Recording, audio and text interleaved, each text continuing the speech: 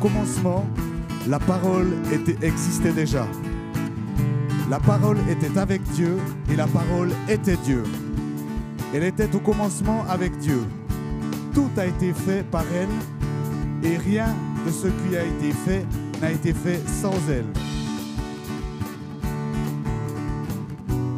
En elle, il y avait la vie et cette vie était la lumière des êtres humains. C'est cette parole, la Bible, qui nous réunit ce matin. Et nous savons que cette parole, c'est Jésus. C'est donc lui qui nous réunit ce matin. Et c'est en son nom, Jésus, que je vous souhaite une cordiale et chaleureuse bienvenue ici dans cette salle de l'Armée du Salut à Tramelan et en ligne pour ceux qui nous suivent en streaming. Soyez accueillis chaleureusement, sentez-vous à l'aise. Vous êtes dans la maison du Seigneur et il est présent et il a de belles choses pour vous ce matin.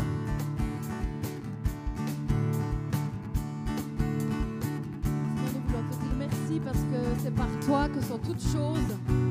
Et nous voulons tous ensemble, Seigneur, ce matin te louer et t'adorer parce que tu en es digne. Et pour ceux qui le peuvent, je vous invite simplement à vous mettre debout et à entrer avec nous dans ce temps de louange et d'adoration. Nous voulons chanter. Nous voulons chanter, nous unir aux voix des anges. Nous voulons chanter, heureux que tu entendes quand nous t'exaltons. Louons le nom de Jésus. Nous voulons chanter. Nous voulons chanter, nous unir aux voix des anges. Nous voulons chanter, heureux que tu entendes quand nous t'exaltons. Louons le nom de Jésus.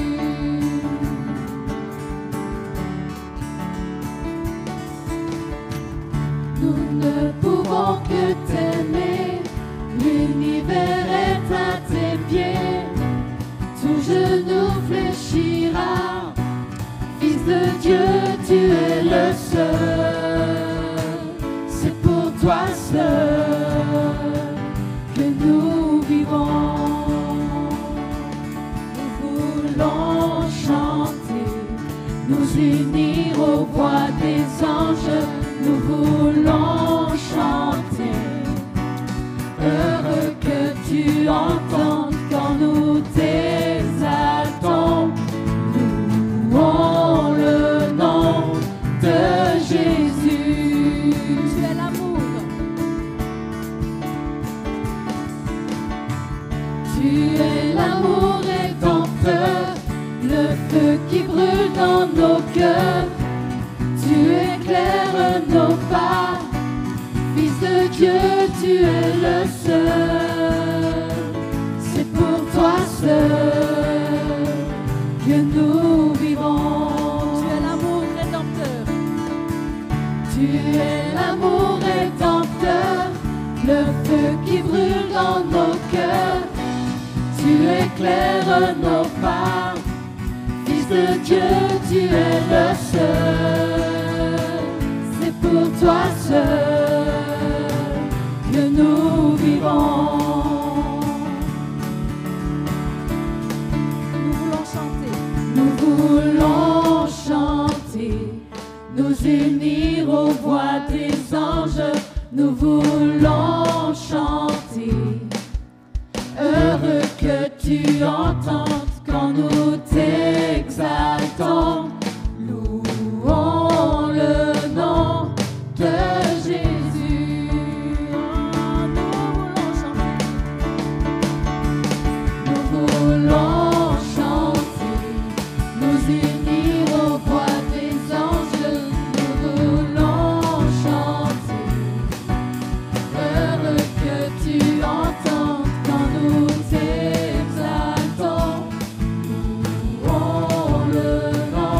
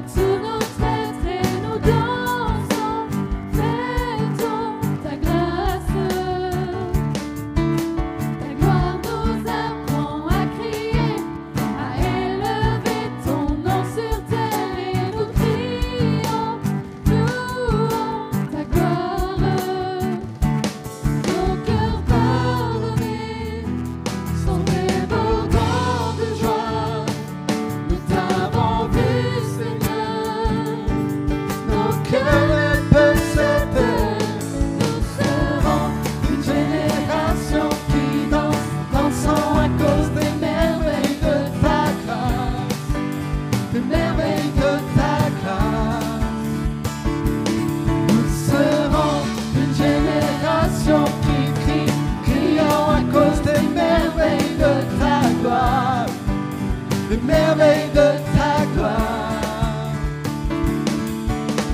Grâce nous apprend à danser, à célébrer de tout notre être et nous dansons, fêtons ta grâce.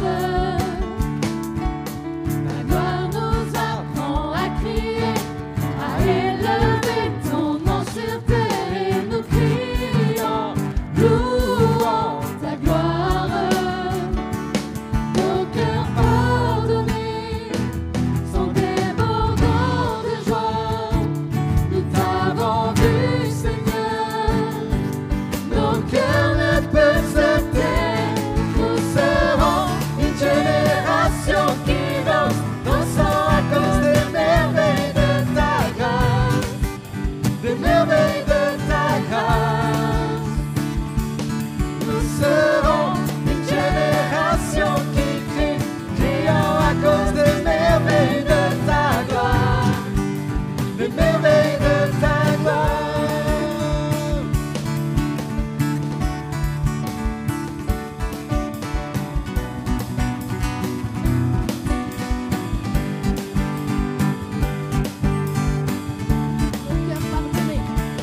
Nos cœurs pardonnés Sont débordants de joie. Nous t'avons vu, Seigneur. Nos cœurs ne peuvent se taire. Nous serons une génération qui danse, dansant à cause des merveilles de ta grâce, des merveilles de ta grâce. Nous serons une génération qui crie, criant à cause des merveilles de ta gloire, des merveilles de ta gloire. Nous serons une génération qui danse, dansant à cause des merveilles de ta grâce. des merveilles de ta grâce. Nous serons une génération qui crie, criant à cause des merveilles de ta gloire, des merveilles de ta gloire.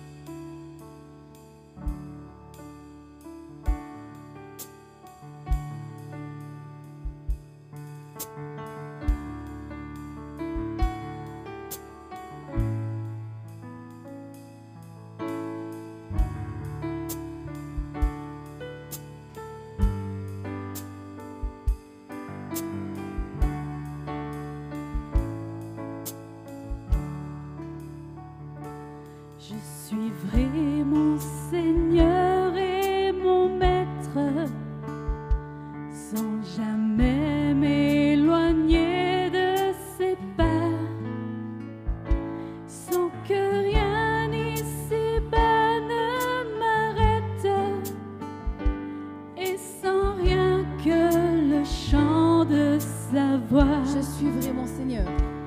Je suivrai mon Seigneur et mon Maître,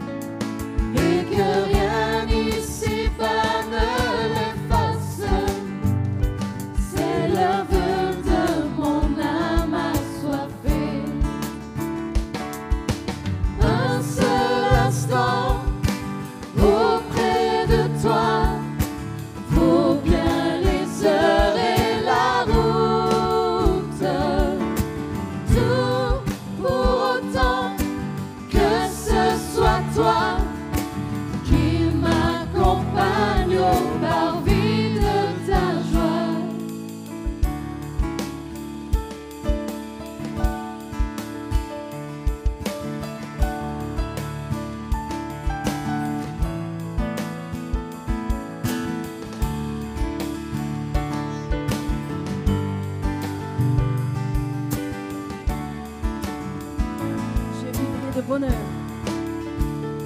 Je vivrai de bonheur et de grâce, de l'amour que son cœur m'a donné, et que rien ici-bas ne l'efface. C'est le vœu de mon âme assoiffée.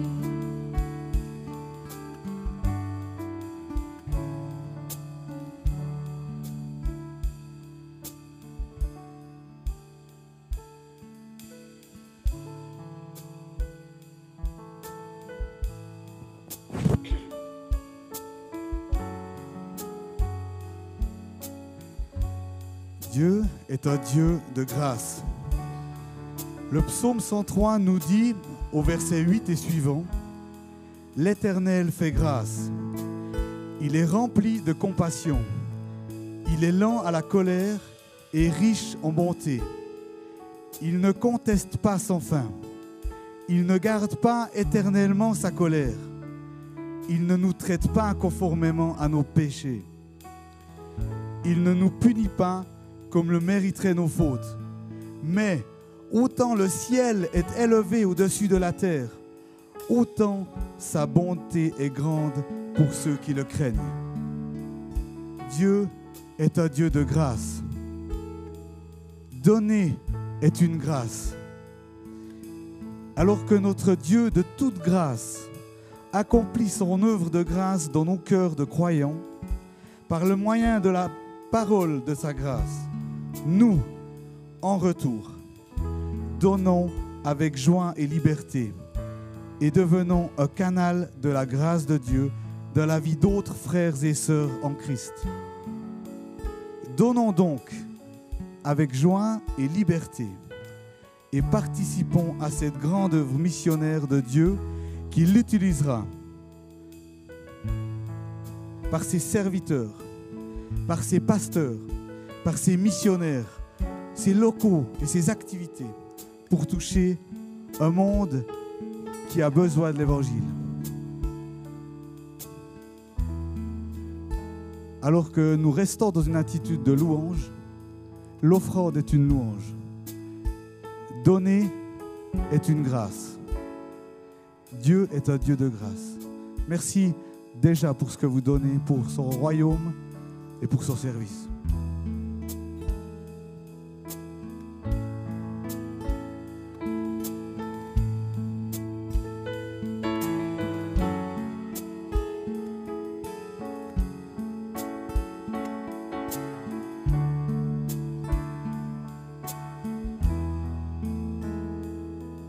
Le roi dans sa splendeur,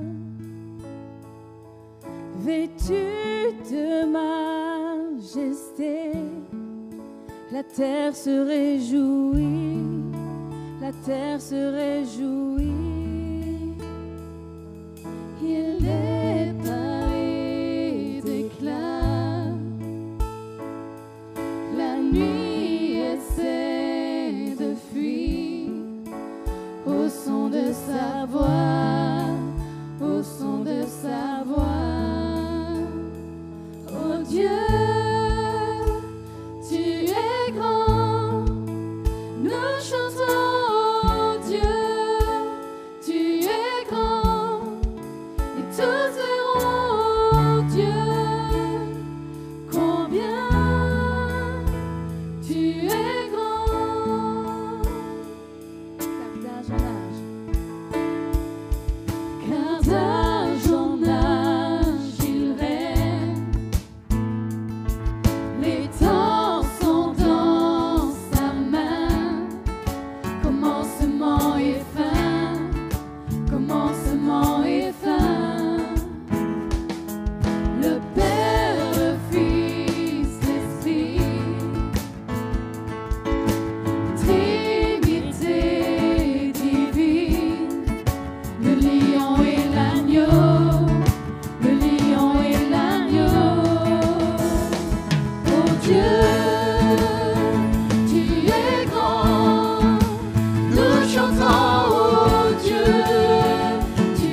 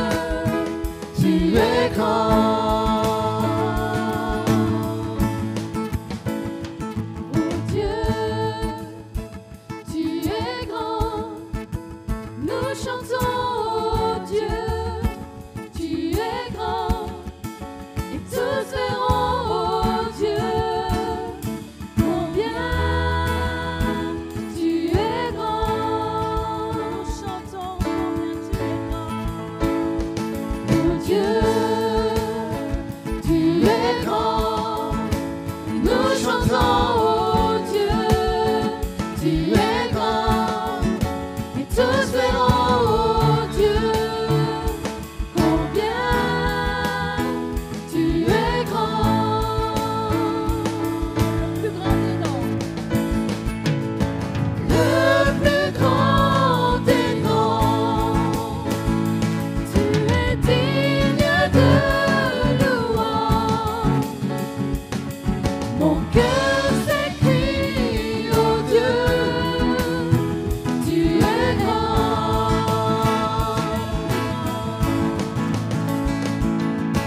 Le plus grand des noms. Tu es digne de louange. Mon cœur s'écrie, oh Dieu, tu es grand. Oh Dieu, tu es grand. Nous chantons, oh Dieu, tu es grand. Et tous verront, oh Dieu, combien tu es grand. Oui, nous voulons proclamer combien tu es grand, Jésus.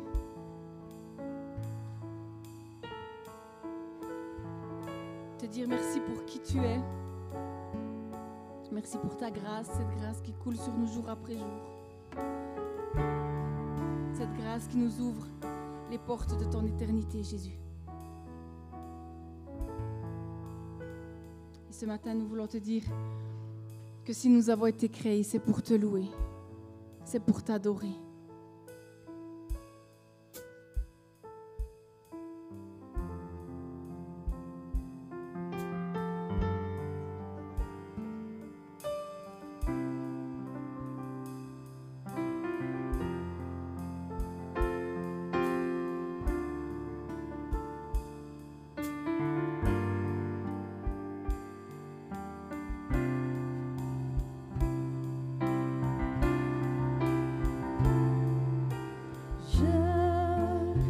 Je suis né pour te louer, je suis né pour glorifier ton nom. En toutes circonstances, apprendre à te dire merci. Je suis né pour t'aimer. Je suis né pour t'adorer, mon Dieu.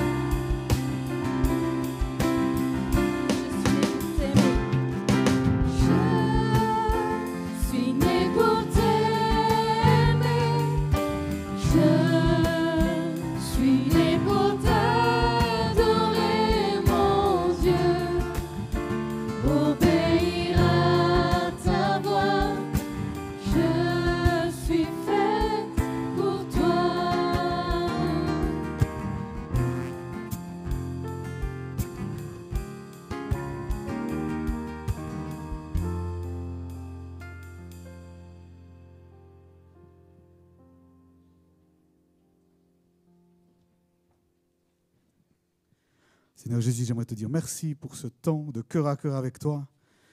Merci Seigneur parce que tu nous touches, parce que chaque jour tu es avec nous, parce que tu prends soin de nous, parce que tu as des choses pour nous, des choses merveilleuses. Et on veut te glorifier, on veut t'adorer Seigneur Jésus pour tout ce que tu fais dans nos vies. Merci pour ce temps où on a pu vraiment toucher ton cœur. Merci parce qu'on a touché ton cœur, tu as touché notre cœur. Béni sois-tu Jésus, merci pour tous tes bienfaits. Seigneur, maintenant j'aimerais te remettre tous nos enfants qui sont ici présents. Merci parce que tu vas aussi les toucher d'une manière toute particulière pendant le temps qui leur est réservé maintenant. Merci parce que tu les connais tous, parce que tu les as créés toi seul, de tes mains. Merci parce que tu as des plans merveilleux pour eux. Merci pour ce qu'ils sont. Merci pour tout l'amour que tu nous donnes au travers d'eux. Merci pour ceux que tu as créés. Amen. Amen. Et les enfants, je vous invite à rejoindre vos groupes maintenant. J'en profite pour vous faire quelques annonces qui vont s'afficher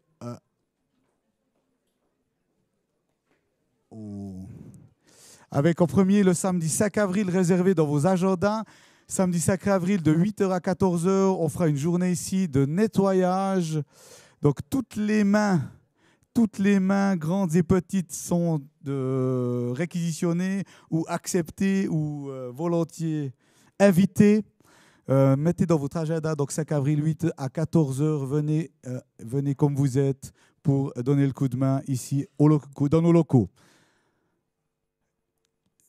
Puisque vous avez vos agendas avec vous, notez le 17 mai aussi, ce sera notre fête ensemble. En fait, c'est cette journée qui remplace la fête des moissons. Donc là aussi, une belle fête ensemble, tout plein de choses bonnes à vivre et à manger et à boire.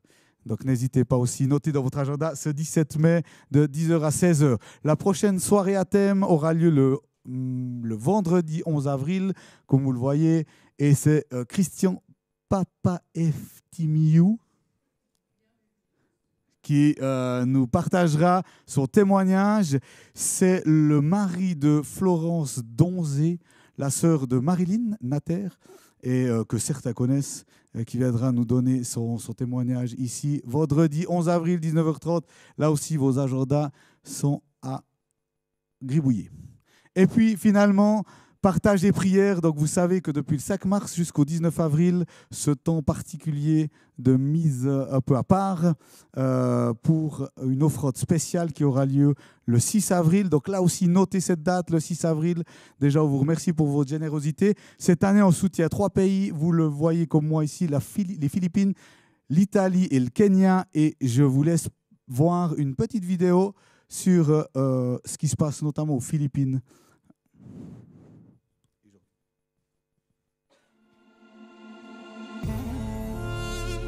A figure father is very important in the family. We want him to participate because in the church we always see that women are more active. In our culture, normally it's very few men that go to church. Very few. Woman is the most dominant numbers in the church. Most of the father or men is trying to look masculine, try to look tough. If they saw a man go to church, they think that's a weak man. So that's what we try to at least erase that culture. If you're strong enough, if you're brave enough, be the man of God.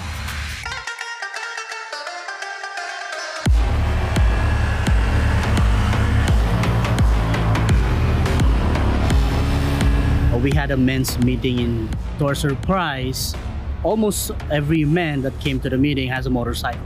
So, like, why we don't form a group that will go ride and do charity works? We started 2020. Small numbers in each corps. We normally meet once a month. We go to different corps in every month. First, we do worship.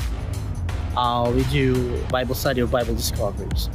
And then we also do some practical Christianity or helping other corps.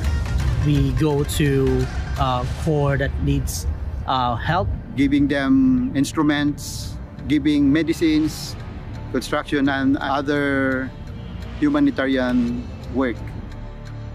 We try to help each and everyone, say hi, hello, if there's any problems, and also encourage each and every man. That's why we, when we ride, it is with a mission in riding. It is not just a ride to enjoy, but it is with a mission. It's fulfilling that, yep, they enjoyed, but our heart is overwhelmed. It's very fruitful, you know. It gives joy. After our fellowship, the joy in our hearts is very unexplainable. That's the reason why we keep on having our meeting. Honestly, for me, it's a stress reliever. Whenever I talk to them, whenever we meet, we laugh. Every stress, every bad vibes will disappear. We'll just chit-chatting, we'll just talking the Word of God. I've learned a lot. The church needs men. If the father leads the family to church, everyone will come. It's possible that men will gather and be the strength for everyone. To be an example to your family, to your wife, to your daughter, to your kid, to your son, to everyone around you. Not just a man at the house, but to be a man of God.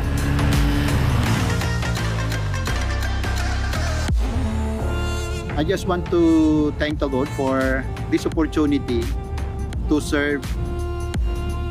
I love being with them, and I love serving Christ together with them.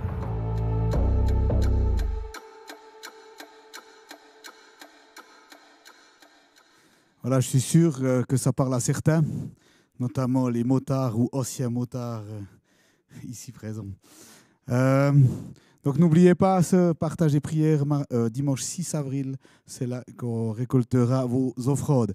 Et encore une dernière chose au niveau des annonces, ce jeudi 14h, balade, partage, padage, je ne sais pas si je le dis juste, balade, partage, padage, padage, partage. Bref, 14h, si vous voulez vous balader, venez ici, et puis pour une balade en bonne compagnie. Et maintenant, j'invite notre orateur du jour, Christian Solberger, que certains connaissent. Il se présentera plus de lui-même. Je suis vraiment heureux de t'accueillir ici dans notre poste. Merci. Ça fait vraiment plaisir de t'avoir. Et puis, je veux simplement prier pour toi. Volontiers. Pour ce temps. Merci beaucoup. Seigneur Jésus, je te dis merci pour la chance que nous avons d'accueillir Christian et Fabienne, son épouse. Merci parce que tu l'as inspiré de ton message, de tes paroles, Seigneur. Merci parce que tu veux nous encourager au travers de lui, Seigneur, ce matin. Merci parce que tu veux vraiment mettre maintenant tes mots dans sa bouche, Seigneur.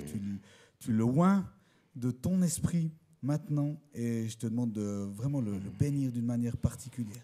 Merci pour qui il est, merci tout ce qu'il fait, tout ce qu'ils font, son épouse et lui dans notre région, mais aussi bien au-delà. Merci parce que encore une fois, tu bénis leur ministère, Seigneur. En ton nom, Jésus, je prie. Amen. Amen. Et je te laisse la parole. Merci beaucoup, merci. Didier. Merci beaucoup de nous donner en fait cette occasion de parler ce matin.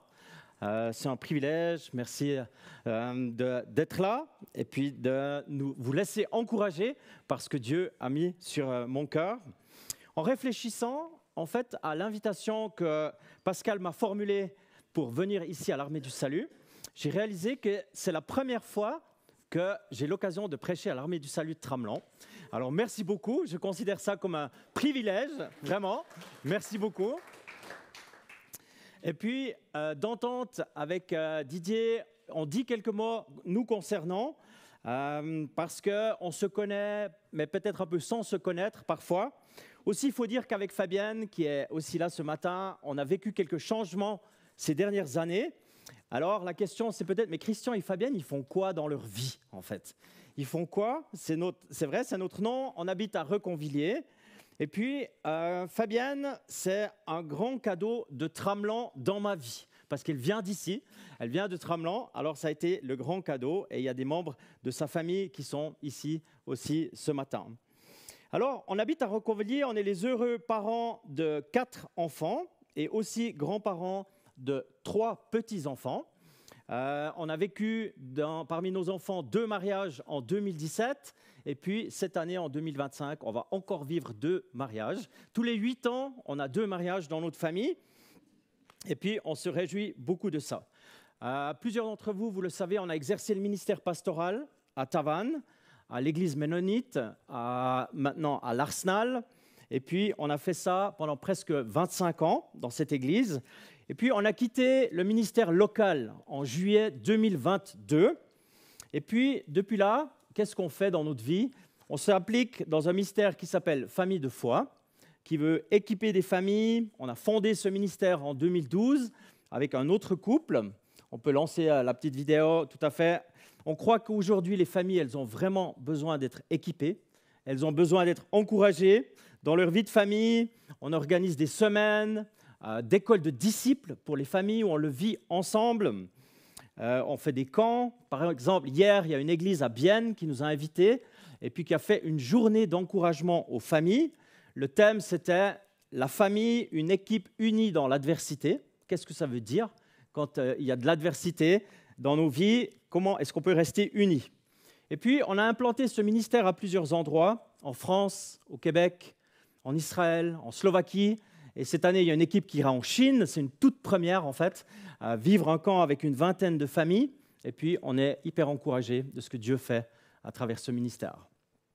Personnellement, je m'implique encore pour un autre ministère. J'étais très encouragé par Manille, les Philippines. Ça, c'est vraiment dans mon cœur. Il y a un ministère qui s'appelle le 4e mousquetaire. Peut-être que vous avez entendu parler. On part dans les Alpes avec des hommes. On laisse nos téléphones portables à la maison pendant 4 jours. Déjà, rien que ça, bienvenue. Et puis, on essaye de se connecter à Dieu puis dire c'est quoi la place de l'homme aujourd'hui? Qu'est-ce que ça veut dire être un homme de Dieu aujourd'hui, dans toutes les contraintes et dans tout ce qu'on fait? Peut-être que vous avez entendu parler des soirées feu. C'est quelque chose où on renouvelle ça autour d'un feu. Et puis, on s'implique aussi en Israël. Vous le savez peut-être, on a plusieurs choses qu'on fait là-bas, notamment à Jérusalem, à d'autres endroits. Avec Famille de foi, on essaye de réconcilier les Arabes chrétiens avec les Juifs messianiques. C'est très compliqué, ces temps, c'est très, très compliqué. Mais on pense que c'est ce que Dieu veut. Et demain, Fabienne et moi, on va repartir 2 semaines en Israël.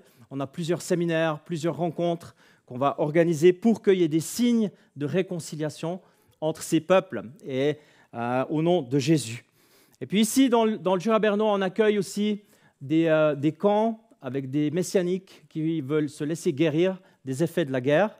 On a eu des hommes au mois d'octobre l'année passée, au mois de décembre, 14 femmes messianiques qui étaient impactés par la guerre avec des traumas, avec des choses difficiles, le jour, la nuit, dans leur tête, dans leur vécu. Et puis, on a à cœur, ce sont des chrétiens qui aiment Jésus, on a à cœur de leur donner une plateforme de guérison, de dire « laisse-toi guérir par Dieu », parce que dans ton couple et dans ta famille future, qu'est-ce que tu veux donner en fait? Et viens ici et laisse-toi guérir. Et j'ajoute une dernière chose, je ne suis pas venu pour parler de nous. Fabienne, elle a fait une formation de coach familial. On accompagne des familles, qu'elles soient croyantes ou non croyantes, qui veulent vivre mieux, qui veulent cheminer dans les relations. Alors ça, on fait dans le Jura bernois ici. On accompagne des couples aussi, qui veulent aussi cheminer ensemble, parfois avec Dieu, parfois ils ne connaissent pas encore Dieu, mais on a à cœur qu'on puisse offrir du temps pour un mieux vivre. On n'a pas d'employeur actuellement, on est des missionnaire pasteurs au service du corps de Christ. On vit par la foi et un cercle de soutien d'amis qui investissent en nous, qui pensent que c'est utile ce qu'on fait pour le royaume de Dieu et qui ont à cœur d'être avec nous dans cette mission. Voilà un peu ce que Christian et Fabienne font quand ils ne sont pas le dimanche matin à l'Armée du Salut. Ils font autre chose ailleurs, mais le fait de s'impliquer pour le royaume de Dieu, ça c'est hyper fort dans nos cœurs. On va faire ça pour autant qu'on ait de la force. Pendant qu'on a de la force, on va faire ça. Voilà, vous êtes venus ce matin, ici au culte. Félicitations, c'est un bon choix de venir ici. Merci beaucoup pour la louange, les chants inspirés, je crois, dans le thème. vous n'êtes pas venus à pied, en tout cas pas tous, vous avez fait de la route pour venir ici et laisser Dieu vous rencontrer. En fait, qui est venu à pied? Ah, oh, quand même, ouais. Eh bien, félicitations, bravo, hein, de venir à pied à l'église, ça c'est un privilège d'une minorité. Hein. Pour les autres dont je fais partie, on a dû prendre le chemin. Mais dans nos vies, on peut faire des pas aussi, hein, parce que pour notre santé, on nous dit qu'on devrait faire 10 000 pas par jour, on devrait marcher, et c'est un peu le thème que j'aimerais aborder ce matin, c'est la question des pas. Ça a été dit dans un chant, dans la louange, le fait de faire des pas, de suivre Jésus. Mais avant, j'aimerais vous raconter une histoire juive. Il y a un juif qui arrive au marché avec son âne. Il l'accroche et il part faire ses courses. Quand il revient, son âne, il a disparu. Il s'est dit, qu'est-ce que je fais? Il crie, si ce soir, mon âne, il n'est pas ici, je vais faire la même chose que mon grand-père quand on lui a volé son âne. Le soir, il revient et l'âne, il était là. Et puis un enfant qui a observé ça, puis il dit, et puis tu aurais fait quoi si ton âne, il n'était pas là? Il a dit, je serais rentré à pied. Ce matin, on va parler de marcher, on va parler de faire des pas. On va parler de faire des pas dans notre vie. C'est la méditation que j'aimerais partager avec vous, plusieurs pas même. J'espère, et c'est ma prière depuis que j'ai été invité ici, que ces pas, en fait, nous inspirent dans notre vie chrétienne, nous donnent une impulsion, que vous puissiez, en étant venu ici et repartir tout à l'heure, repartir avec quelque chose de plus, que Dieu vous a dit, que le Saint-Esprit a inscrit dans vos cœurs. Alors j'ai pris, pour illustrer ça, Fabienne, s'il te plaît, merci beaucoup, j'ai pris des chaussures de marche. Voilà, on travaille à deux dans le ministère. Parce que dans nos vies, on peut faire des pas de progrès. On peut faire les 100 pas. On peut vivre un passage difficile dans nos vies. On peut piétiner sur place. On peut faire un petit pas pour nous, mais un grand pas pour l'humanité. On peut être dans un pas de course. On peut faire un pas de géant, marcher dans la salle des pas perdus, faire un faux pas. On peut se mettre au pas, faire un pas de danse. Les personnes qui aiment la langue de Molière, je vous laisse continuer de méditer si vous voulez. Mais celui que je préfère personnellement, c'est suivre les pas. Suivre les pas de Jésus-Christ lui-même. Et lorsqu'on suit les pas de Jésus, sincèrement, quand on désire suivre sa trace, le comprendre, l'intégrer dans nos vies, l'imiter, comprendre ce qu'il veut faire dans notre vie, eh bien, on fait des pas de progression en tant que disciple. On entre pas après pas dans la vie qui est vraiment prévue pour nous. Ce que Dieu a vraiment pour nos vies. Step by step, guérison après guérison, pas de maturité après pas de maturité, transformation après transformation, on chemine à la suite du Maître. Et on devient les personnes que nous sommes censés être réellement. Donc, mon invitation de ce matin, pour moi et pour vous qui êtes venus ici à l'église, eh bien, j'aimerais méditer une rencontre de Jésus. Vous l'avez déjà sur votre feuillet, vous avez le texte. C'est une rencontre étonnante, une rencontre puissante, bien sûr, inspirante pour nos vies. Et j'aimerais parler d'un pas de guérison, j'aimerais parler d'un pas de reconnaissance et un grand, celui-là, le pas de transformation d'une personne. Je suis sûr que chacune d'entre nous, on aurait des témoignages à dire sur ce que je viens de dire dans nos vies, ce que Dieu a déjà fait, où on en est. Chacun en aurait des histoires de vie à raconter, ici et maintenant. Et puis l'histoire dans laquelle on va plonger ce matin, ça commence par un groupe de personnes, même plusieurs groupes de personnes, et puis ça se termine dans un dialogue one-to-one entre Jésus et quelqu'un. Et puis je vous invite à plonger dans le magnifique évangile de Luc. C'est une parole tellement inspirante, tellement puissante. Elle est sur vos feuillets et elle sera aussi projetée. On est dans Luc 17 et on va lire les versets 11 à 19. Jésus marche vers Jérusalem. Il traverse la Samarie et la Galilée. Il entre dans un village et 10 lépreux viennent à sa rencontre. Ils restent assez loin de Jésus et ils se mettent à crier « Jésus, Maître, aie pitié de nous !» Jésus les voit et il leur dit « Allez vous montrer aux prêtres ». Pendant qu'ils y vont, ils sont guéris. Quand l'un d'eux voit qu'il est guéri, il revient et à pleine voix, il dit « Gloire à Dieu ». Il se jette aux pieds de Jésus, le front contre le sol et le remercie. Cet homme est un Samaritain. Alors Jésus dit « Tous les 10 ont été guéris et les 9 autres, où sont-ils » Parmi eux, tous, personne n'est revenu pour dire gloire à Dieu, il n'y a que cet étranger. Et Jésus dit au Samaritain, « Lève-toi, va, ta foi t'a sauvé. » Voilà cette histoire très étonnante de cette rencontre de Jésus avec un groupe de personnes qui est souffrant, des personnes malades. Jésus est en marche et l'évangile qu'on vient de lire, il a été écrit par un médecin. Luc, c'est un médecin. C'est un évangéliste et un médecin. Et quand il parle de guérison, il parle toujours avec précision. Si vous lisez l'évangile de Luc, il y a toujours des précisions que vous avez peu ou pas dans les autres évangiles. Il dit que Jésus, il est en marche vers Jérusalem, il s'oriente vers la grande ville, il emprunte le chemin des pèlerins, la Galilée, la Samarie. C'est un terrain complexe aujourd'hui, très complexe, dangereux. Mais le fait de marcher sur Jérusalem, c'était une pratique courante à l'époque. Les Juifs faisaient ça, surtout pour les fêtes, les pèlerinages. Bref, le texte dit qu'il est le long de la frontière entre la Samarie et la Galilée. Dans l'original, il a dit il est au milieu. Peut-être que vos traductions parlent de au milieu. En grec, c'est dia. C'est le même dia que diapositive, diagonale. C'est au milieu, en fait. Ça traverse. Partout où Jésus passe, il ouvre des chemins nouveaux. Il traverse des terrains, des frontières. Il passe par-dessus les préjugés. Il va là où les autres ne vont pas. Il pose des signes prophétiques.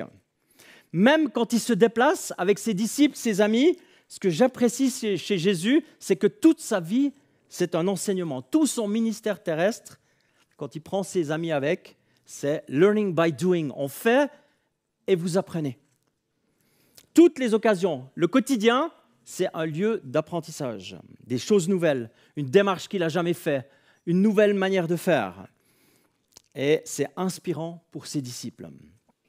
Alors ce matin, je choisis de parler de 3 pas, je l'ai déjà dit, que je crois reconnaître dans cette histoire profonde, des pas qui permettent la visite entre le divin et le misérable, le fragile, la puissance de Dieu par Jésus, son esprit, et les extrêmes besoins des humains que nous sommes. C'est pourquoi l'Évangile aujourd'hui, 2000 ans après, il est tellement puissant. C'est pour ça que ça change encore des vies. C'est pour ça que ça parle d'espérance. C'est pour ça que vous êtes là, en fait. C'est pour ça que notre présence ce matin, elle a un sens. Et puis, dans toutes les situations, eh bien, on peut le vivre en étant accompagné par celui qui donne le sens à nos vies en tant que chrétiens. Le titre du message de ce matin, comme ça l'indique, c'est la guérison, la reconnaissance et la transformation. C'est les 3 pas que je vois dans ce texte. Je l'ai dit, Luc, qui a écrit ce texte, c'est un témoin oculaire de Jésus. Il a vu la vie de Jésus, une grande partie. Il est médecin, je l'ai dit, les maladies, les guérisons, il en connaît un chapitre, c'est son domaine. Il est précis dans les descriptions. En plus, il n'est pas juif, c'est le seul auteur du Nouveau Testament qui n'est pas juif, il est grec. Et puis, c'est pour ça qu'il met toujours un accent à montrer que Jésus, il ouvre un chemin aussi pour les non-juifs, aux étrangers, aux Samaritains, aux Ninivites, aux païens, et jusqu'à aujourd'hui, jusqu'à maintenant. Alors, la différence entre Jésus et le groupe qu'il rencontre, elle est saisissante, elle est immense, des kilomètres de différence. Parce que Jésus, il est Dieu, il est saint, il est puissant, il est divin, il est transcendant. Les lépreux, ils sont exclus. ils sont malades, ils sont marginalisés, ils sont impurs, asociaux. La loi du Lévitique, c'est dans le chapitre 13, était très claire. Pour protéger le peuple, on doit mettre les lépreux à part.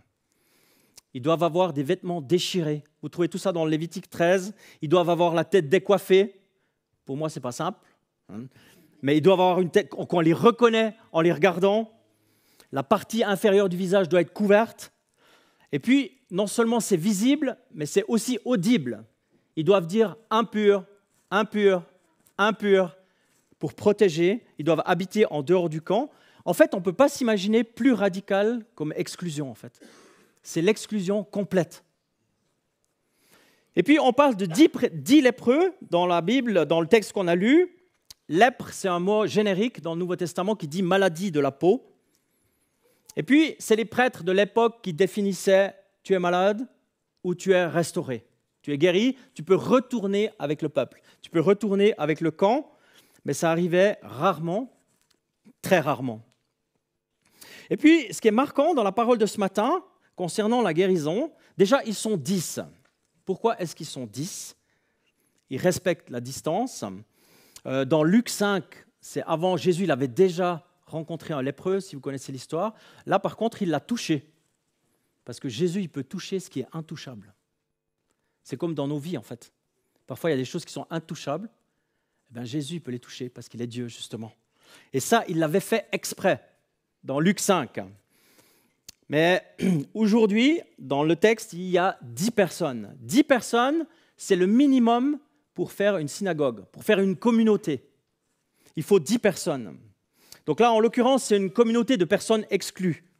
C'est un groupe de personnes qui a besoin d'une visitation de Dieu. En réalité, 10 dans la Bible, c'est le chiffre complet. Ça veut dire tout. Les 10 paroles du Sinaï, par exemple, les 10 jeunes filles dans le Nouveau Testament, les 10 plaies d'Égypte, ça veut dire que c'est une approche complète. Tous ont besoin d'une visitation de Dieu. Tous. Tous ont besoin de Dieu pour être guéris. Tous portent sur eux des signes visibles qu'ils ont besoin d'une intervention de Dieu. Et puis le groupe, il a besoin d'une purification du corps complète, extérieure, mais intérieure de leur vie aussi. La maladie, c'est une partie visible, mais il y a tout ce qu'il y a à l'intérieur, ce que les relations font, ce que le péché fait comme dégâts, comme ravages. On a besoin d'être purifié, guéri, visité par la douceur et la puissance de Jésus.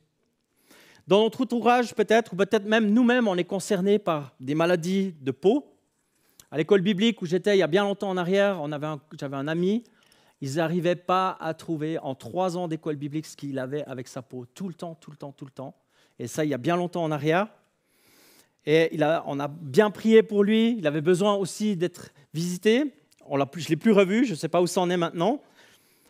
Mais aujourd'hui, bien sûr, il y a d'autres maladies, pas seulement les maladies de la peau. La maladie fait partie de la condition humaine depuis Genèse 3.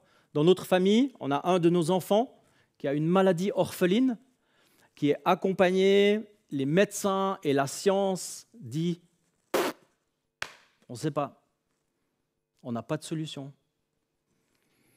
Tout au mieux, on peut potentiellement stabiliser, mais on ne peut pas guérir. On ne sait pas comment faire. Ça, c'est le regard humain, horizontal. Moi, en tant que papa, ou nous, en tant que parents, on ajoute la foi. Et on dit, Seigneur, il a besoin d'une visitation, cet enfant, notre enfant. Et on s'associe dans la prière. Il y a le regard d'espérance. Et il y a toutes sortes de maladies contemporaines, c'est vrai, et parfois des maladies qui ont comme conséquence l'exclusion aussi, où on est exclu, on est dans la solitude, ça nous pousse vers une solitude. Ça existe encore aujourd'hui, la marginalisation. Alors la bonne nouvelle, c'est que Jésus est le même Seigneur aujourd'hui. Il n'a pas changé en fait. Il est le même hier, aujourd'hui. Il veut visiter, il veut guérir, il veut rencontrer.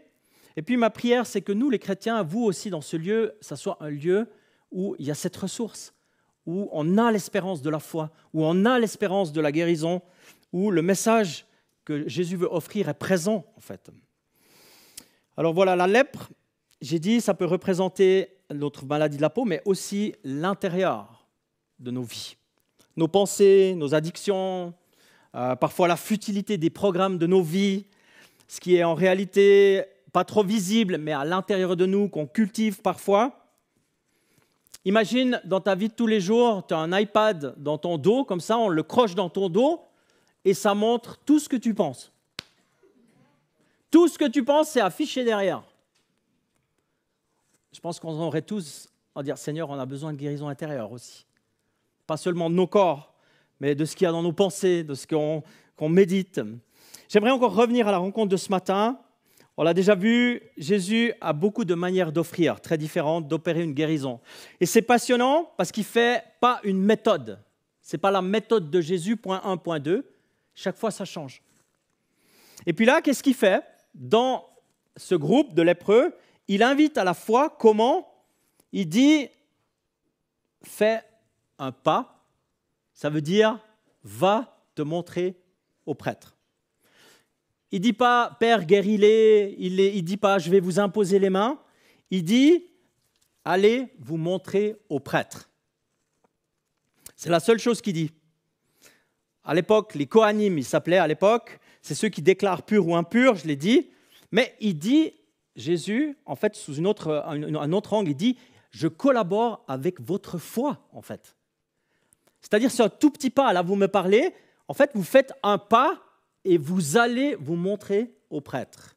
C'est un tout petit pas, mais c'est le pas de la foi.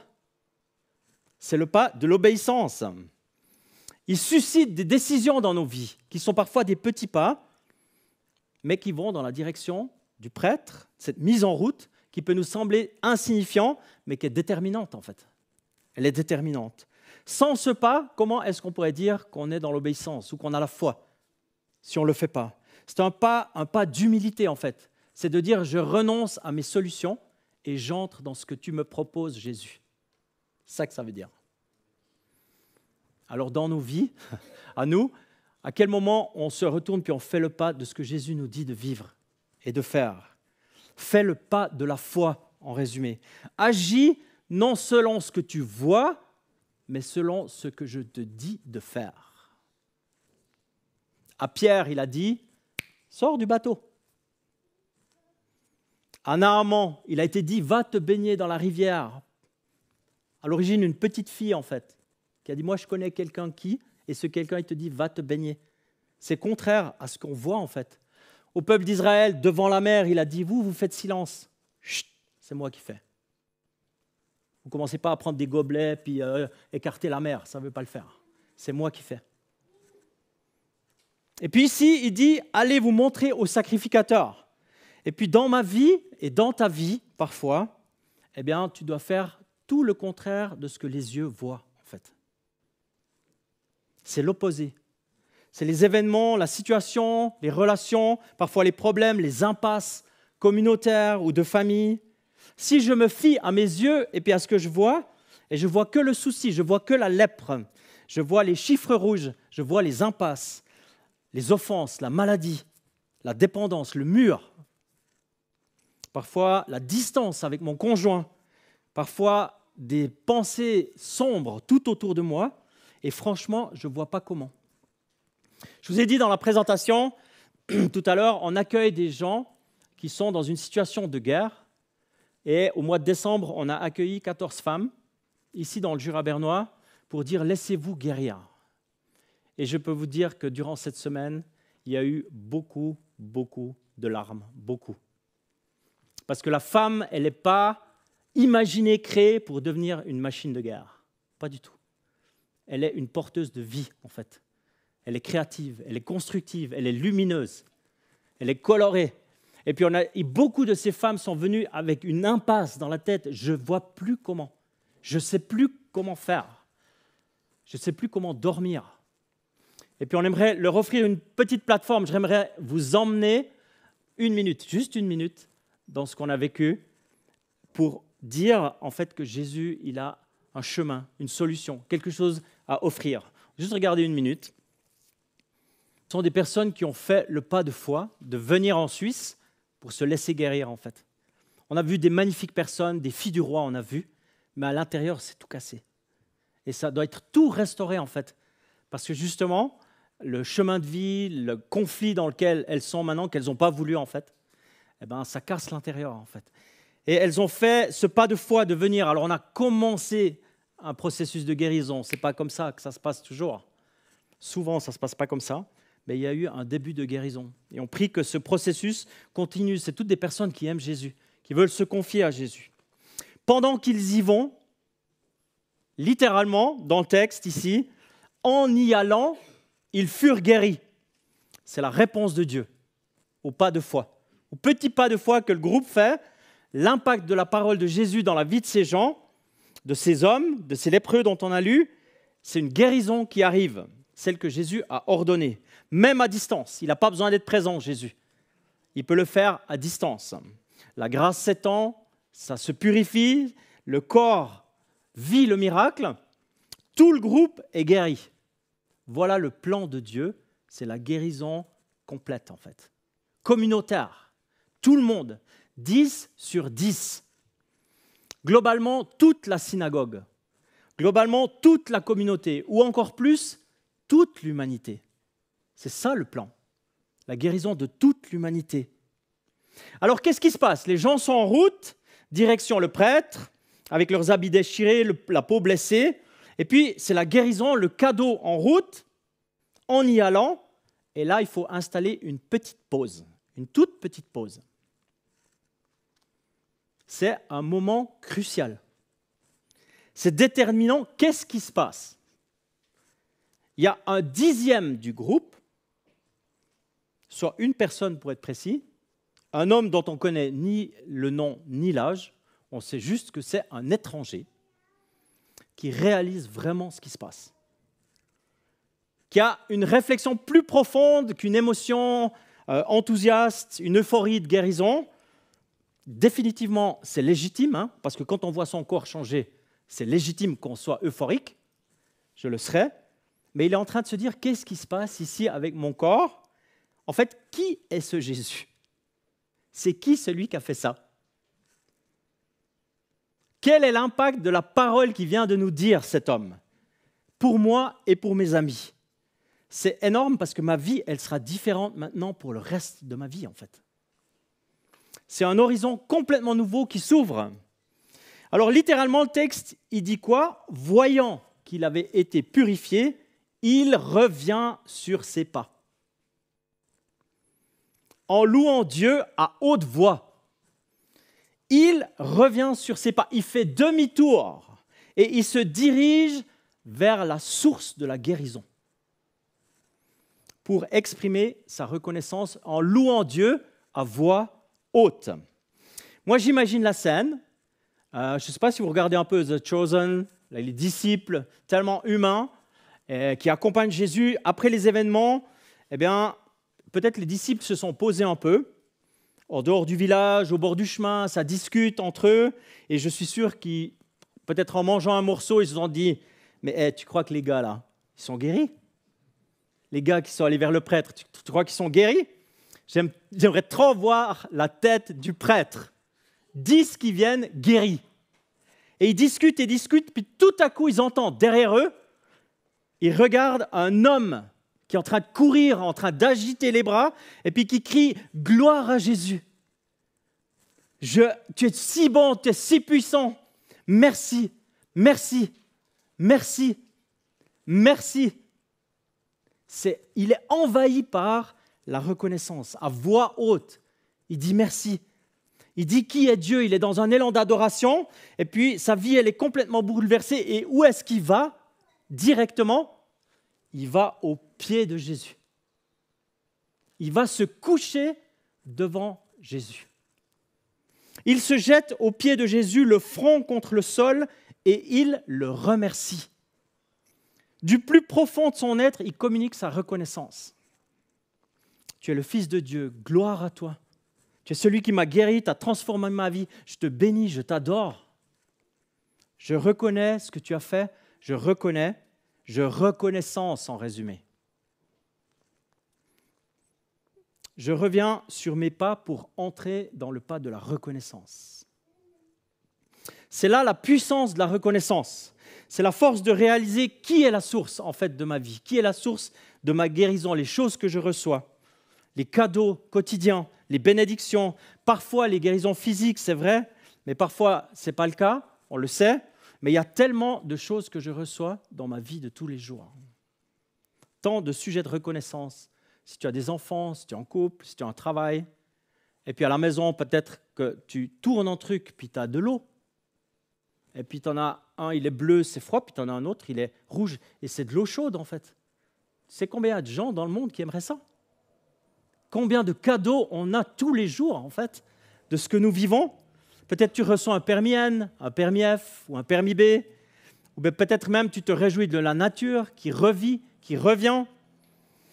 Et puis, c'est vrai, des fois il arrive que dans les homes, quand j'étais encore engagé dans les homes en tant que pasteur, on chantait avec les personnes, comme peut-être vous le faites aussi ici, mais peut-être plus rarement. C'est un chant qui reste bien.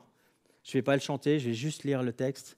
Ça s'appelle « Compte les bienfaits de Dieu. Tu verras en adorant combien le nombre en est grand. » Si tu comptes les bienfaits de Dieu dans ta vie, tu verras en adorant combien en fait il est grand. Jésus, il guérit une multitude de gens, il offre une multitude de cadeaux, et peut-être même que j'en fais partie, bien sûr. Et combien de ce groupe entre dans la reconnaissance? Combien? Combien retournent vers Jésus pour dire merci? Pour que le monde entende, eh bien, que maintenant mon cœur, ma vie, elle est reconnaissante par rapport à ce que Dieu a fait. Le calcul de Luc, l'évangéliste, il est simple. On va appeler ça une dîme. 1 sur 10. Au fond de moi, je me dis, c'est pas beaucoup. C'est pas beaucoup. Peu de personnes dans le groupe reviennent à lui. Peu. Puis, je pense à ma propre vie, à mon parcours, tout ce que j'ai énuméré aussi tout à l'heure, les cadeaux, les exaucements, les clins d'œil du Père, parfois discrets, parfois puissants. Je pense à ma vie et je pense aussi à ma vie de prière, le contenu de ma vie de prière. Si je fais un peu comme l'évangéliste, un calcul, en pourcent, le contenu de ma prière, de ma relation avec Jésus, si je suis honnête dans ma propre vie, pour moi, le 9/10 des prières, c'est des requêtes. Seigneur, s'il te plaît, fais ceci. Seigneur, arrange ceci. Seigneur, tu vois mon problème, tu vois ma souffrance ici. Seigneur, est-ce que tu peux organiser cela, s'il te plaît? Est-ce que tu peux recoller des pots cassés ici, s'il te plaît? Et peut-être un 10%, c'est de la reconnaissance. Peut-être. Je parle de moi, je ne parle pas de vous. Je parle de moi. Est-ce que dans cette perspective, je pourrais imaginer que dans ma vie de disciple, que Dieu m'aide, que le Saint-Esprit m'aide à être plus reconnaissant dans ma vie, avoir ça comme un moteur, une puissance à l'intérieur de moi, de dire, mais Dieu, tout ce que tu me donnes, tout ce que j'ai, de revenir à la source, de revenir à Jésus, puis de dire, mais tout vient de toi. Merci Jésus, merci pour ce que tu me donnes. Merci pour tous ces cadeaux. En fait, je suis débordé de cadeaux de ta part. Une louange, une adoration, une reconnaissance, c'est puissant en fait. Ça change nos vies. Je vais passer encore au dernier point, à la dernier accent. On a parlé de la guérison, j'ai parlé de la reconnaissance, et puis j'aimerais parler de la transformation. On doit saisir que la puissance de la reconnaissance de cet étranger, comme c'est dit, au monde juif, Jésus il se tourne et il demande, est-ce qu'il n'y a que lui qui est venu en fait? Où sont les 9 autres? Où est la reconnaissance du groupe? Et dans ce sens-là, ce dernier qui est revenu, cet étranger qui est revenu, eh bien, il a un début de transformation dans sa vie. C'est plus que la guérison. Jésus dit aux Samaritains, qu'est-ce qu'il dit? Il dit, lève-toi et va. Encore une fois, une remise en route, en fait. Il dit, ta foi t'a sauvé. Ça, c'est la transformation, en fait. Littéralement, ton adhérence, le fait que tu adhères, que tu te scotches à moi, ton adhérence à moi, j'aime bien ça, le fait que tu reviennes à moi, en fait, que tu me touches, que tu te scotches à moi, Jésus, il donne encore une portion de grâce. Il dit c'est la transformation qui commence, c'est plus qu'une guérison. On parle de salut, on parle du salut, de la guérison du corps, de l'âme, de l'esprit, une guérison éternelle, parce qu'il est question de salut. Le terme utilisé dans la Bible, c'est sozo ici, ça veut dire sauver, délivrer, guérir, préserver de la destruction, délivrer du jugement final. La transformation de maintenant et pour toujours. En fait, le groupe a été guéri. Les 9 lépreux, ils ont vu leur corps guéri, c'est un cadeau, mais ils ont passé à côté d'une autre réalité en fait. Le 10e, il a vu son corps guéri, mais il a vu son âme visitée, il a vu son péché pardonné, il a vu que son espérance, elle est devenue éternelle pour toujours, forever. Sa relation avec le Père restaurée, son avenir assuré ici et dans l'au-delà, et c'est très différent que la guérison physique. C'est tout des cadeaux de grâce en plus en fait, et ça transforme des vies. Ça c'est le plan A. Ça c'est magnifique, c'est la puissante œuvre que Dieu voudrait faire dans nos vies. Et je sais que Jésus il a beaucoup d'ateliers de transformation, beaucoup d'endroits où il intervient, où il peut offrir tout ça. Et puis, j'aimerais nous inviter, à nous qui sommes là aujourd'hui, qui avons entendu ce partage, simplement de dire, Saint-Esprit, c'est où que tu veux me toucher? C'est dans quoi, que de tout ce que j'ai entendu ce matin, est-ce que c'est d'une guérison où j'aimerais encore venir à toi? Est-ce que c'est de la reconnaissance? Je veux qu'il y ait de la reconnaissance dans ma vie. Je veux être visité pour être reconnaissant. Ou est-ce que j'ai besoin encore d'une transformation qui vient de toi? J'aimerais nous inviter à entendre un chant, simplement, et puis je nous invite à avoir une attitude de prière dans ce que je viens d'entendre. Et puis tout à l'heure, j'aimerais encore prononcer une prière suite à ce message. Amen. Ton sang si précieux m'a pardonné. Blanc, oui, plus blanc que la neige. Tu fais battre en retraite mon péché, ma honte. Et par cette alliance, tu me restaures. Donc je me lève pour t'adorer. Ma vie épargnée par ta bonté. C'est ton saint nom qui m'a franchi. Grâce à toi, Jésus, mon cœur est pur. Affermis mon cœur dans ta présence. Rends-moi la joie de ton salut. Attire-moi près de toi et sanctifie ma vie. Et ton esprit fait toutes choses nouvelles. Donc je me lève pour t'adorer. Ma vie épargnée par ta bonté. C'est ton saint nom qui m'a franchi. Grâce à toi, Jésus, mon cœur est pur. Donc je me lève pour t'adorer. Ma vie épargnée par ta bonté. C'est ton saint nom qui m'a franchi. Grâce à toi, Jésus, mon cœur est pur. Grâce à toi, Jésus, mon cœur est pur.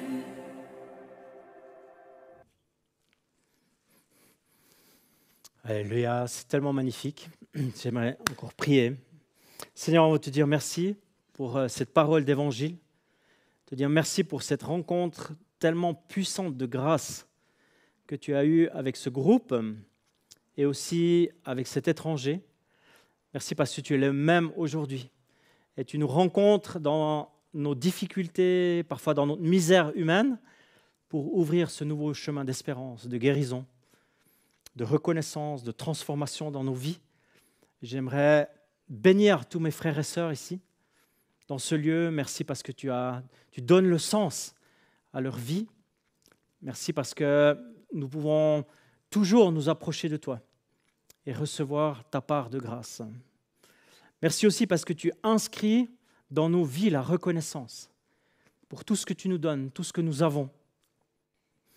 Et c'est vrai, je me sens invité particulièrement dans ce thème de dire, si le Saint-Esprit ce matin il te dit, peut-être c'est ça que je souligne dans ta vie, la reconnaissance, comme un style de vie en fait. De tout ce que Jésus te donne, de tout ce que Dieu te donne, tu veux comme une reconnaissance fraîche dans ton style de vie, dans ton quotidien. J'aimerais faire un appel pour les personnes qui se sentent concernées par cela. Simplement, j'aimerais t'inviter à te lever là où tu es et te dire devant le Seigneur, pas devant moi, mais devant le Seigneur, je veux une vie de reconnaissance. Je veux retourner à la source qui est toi, Jésus, et te dire toute ma louange, toute ma reconnaissance. Si tu te sens concerné, que tu aimerais répondre à cette invitation ce matin, simplement lève-toi à ta place. Et puis j'aimerais prier spécifiquement que le Saint-Esprit te donne ça comme un style de vie en fait. Seigneur, je veux te dire merci pour toutes les personnes qui se lèvent, qui se sentent concernées. Et Saint-Esprit, viens inscrire dans le cœur, viens inscrire dans les paroles de la reconnaissance envers toi, envers tout ce que tu donnes chaque jour et ce que tu veux encore donner. Et je prie que ça puisse vraiment changer dans notre quotidien. Ça ne veut pas dire que toutes les situations vont changer, mais notre cœur, il est aligné à la source que tu es pour nous. Et je prie ce miracle pour tous mes frères et mes sœurs qui se sont levés. Je prie qu'il y ait une visitation de reconnaissance dans le cœur, dans l'être intérieur. Et tu le fais à cause de ta grâce et à cause de ta puissance. J'aimerais tous nous inviter à nous lever et simplement redire notre foi. Seigneur, je veux te dire merci pour ce temps autour de ta parole. Et je prie que pour chacune d'entre nous, il y ait cette portion de grâce qui soit déversée dans nos vies. Merci parce que c'est toi la source, c'est toi le centre et c'est toi le but de nos vies. Et je bénis le poste ici. Je prie que ce soit un lieu de guérison, un lieu de rencontre avec ta grâce, que ce soit un lieu de transformation où il y a encore beaucoup de personnes qui retrouvent l'espérance ou qui trouvent même le sens à la vie en toi, Jésus. Et je prie pour toute l'Église ici en demandant que tu accordes ta faveur, ta grâce. Et c'est dans ton précieux nom, Jésus, que je prie. Amen. Amen. Alléluia. Je vous invite à prendre place. Soyez bénis vraiment.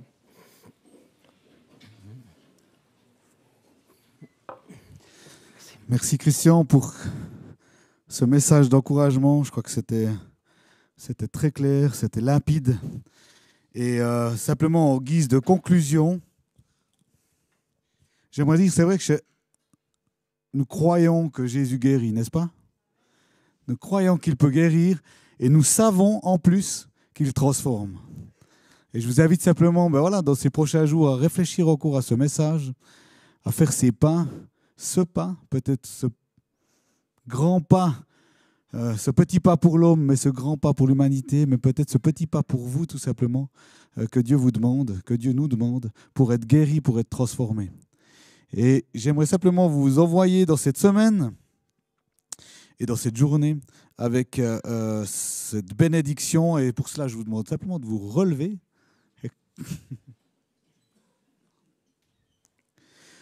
Pour le reste, frères et sœurs, soyez dans la joie, travaillez à vous perfectionner, encouragez-vous, vivez en plein accord dans la paix et le Dieu d'amour, de paix sera avec vous. Que la grâce du Seigneur Jésus-Christ, l'amour de Dieu et la communion du Saint-Esprit soient avec vous tous. C'est avec ces mots que je vous souhaite un bon dimanche, une excellente semaine et que je vous dis à dimanche prochain. Merci.